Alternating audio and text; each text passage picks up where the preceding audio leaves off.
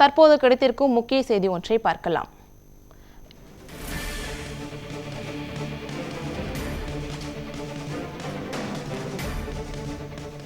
எடப்பாடி பழனிசாமியின் தலைமையில் சென்னை ராயப்பேட்டையில் உள்ள கட்சி அலுவலகத்தில் அதிமுக மாவட்ட செயலாளர்கள் கூட்டம் நடைபெறுகிறது. இது குறித்த கூடுதல் விவரங்களை செய்தியாளர் லட்சுமணன் வழங்க கேட்கலாம். வணக்கம் லட்சுமணன், விவரங்களை சொல்லுங்க. சட்டமன்ற தேர்தல் நெருங்கக்கூடிய நிலையில் அனைத்து கட்சிகளுமே இந்த தேர்தல் பணிகளை தீவிரமாக மேற்கொண்டு வருகின்றனர்.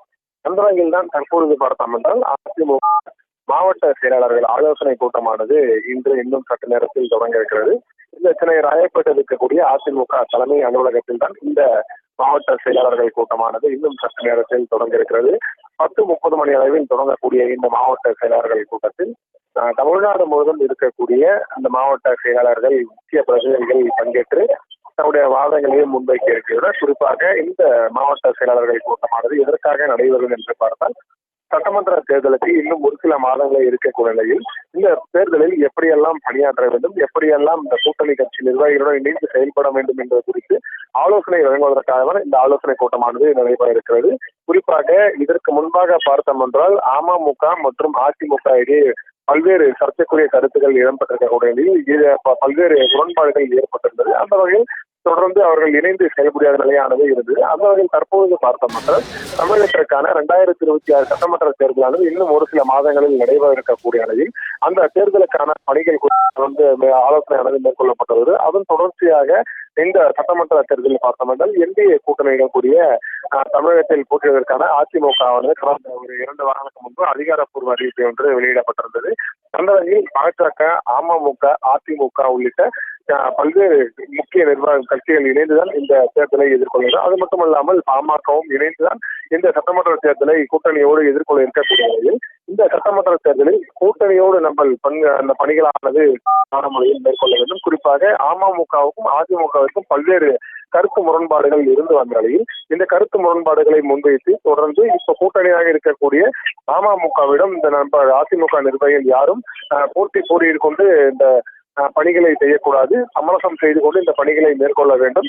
வரும் சட்டமன்ற தேர்தலில் அமமுக நிர்வாகிகள் மற்றும் அதிமுக நிர்வாகிகள், பாமக, பாஜக உள்ளிட்ட 4 கட்சி நிர்வாகிகளும் இணைந்து செயல்பட வேண்டும் என்ற அறிவுறுத்தலானது எடப்பாடி பழனிசாமி இந்த மாவட்ட செயலாளர்களுக்கு வழங்க உள்ளார். குறிப்பாக மாவட்ட செயலாளர் எப்பொழுதும் பார்த்தோம் என்றால் சட்டமன்ற தேர்தலில் போட்டியாளராக வைப்பதற்கு வாய்ப்பு கொடுக்கப்படும். அந்த வகையில் இந்த வருடம் பார்த்தோம் என்றால் 4 முக்கிய கட்சிகள் கூட்டணியாக இருக்கக்கூடிய நிலையில் ஒவ்வொரு கட்சிகளுக்குமே இந்த தொகுதி பங்கீடு என்பது வழங்கப்படும். ஆனால் அந்தந்த தொகுதியில் அதிமுக மாவட்ட செயலாளர்கள் இருந்தாலுமே அந்த தொகுதி மாவட்ட செயலாளர் தவிர வேறு யாரிடம், அதாவது பாஜகவிற்கோ இல்ல அமமுகவிற்கோ பாமகவிற்கோ கொடுக்கப்பட்டால் தொகுதியில் அந்த வேட்பாளர்கள் முன்வைத்து தொடர்ந்து பிரச்சாரம் மேற்கொள்ள வேண்டும்.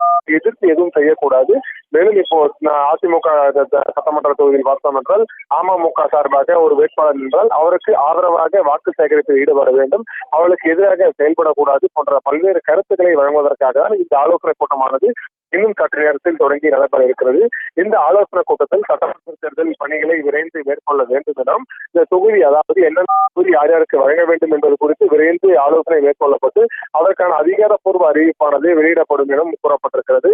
குறிப்பாக இந்த அதிமுக சட்டமன்ற தேர்தலில் போட்டியிடுவதற்கான விருப்பு மனு கொடுக்கும் பணி பொறுத்தவரையும் அதிமுக சார்பாக தான் முதலில் தொடங்கப்பட்டது. அதற்கு முன்பாகவே பார்த்தோம் என்றால் 2ஆம் கட்டமாக தொடர்ந்து அந்த பணிகளும் நிறைவேற்றது. அதாவது விருப்பு மனு கொடுக்கும் பணிகள், மீண்டும் அந்த விருப்பு மனு பரிசீலனை செய்து அவர்களுக்கு நேர்காணல் வழங்கும் பணிகள் முழுவதுமே நிறைவேற்றப்பட்ட நிலையில் யார் யாரெல்லாம் எந்தெந்த தொகுதியெல்லாம் போட்டியிடுவதற்கான வாய்ப்புகள் இருப்பது குறித்து தொடர்ந்து இன்று ஆலோசனை மேற்கொள்ளப்பட்டு மீண்டும் முக்கிய பிரதிநிதிகளோடு ஆலோசனை மேற்கொள்ளப்பட்டு அதிகாரப்பூர்வ அறிவிப்பானது இன்னும் சில நாட்களில் வெளியிடப்படும் என நிர்வாகிகள் தரப்பில் ஒரு தகவலும் வெளியிடப்பட்டிருக்கிறது. அந்த வகையில் தான் இன்று மாவட்ட செயலாளர்கள் கூட்டமானது தொடர்ந்து நடைபெற இருக்கிறது. அதிமுக பொதுச் செயலர் எடப்பாடி பழனிசாமி மேலும் தலைவர் முக்கிய பிரதிகள் தலைமையில் தான் இந்த கூட்டமானது நடைபெற இருக்கிறது.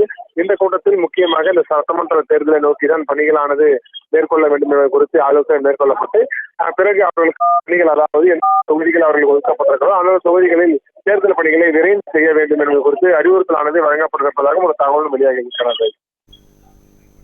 அதிமுக பொதுச் செயலாளர் எடப்பாடி பழனிசாமி தலைமையில் அதிமுக மாவட்ட செயலாளர்கள் கூட்டம் சென்னை ராயப்பேட்டையில் நடைபெற்று வருகிறது. இதில் தேர்தல் பணிகளை விரைவுபடுத்துவது குறித்து ஆலோசனை செய்ய உள்ளதாகவும் தகவல் வெளியாகியுள்ளது. இதில் நிர்வாகிகள், தொண்டர்கள் என ஏராளமானோர் கலந்து கொண்டனர். இது குறித்த விவரங்களை வழங்கியமைக்கு நன்றி லட்சுமணன்.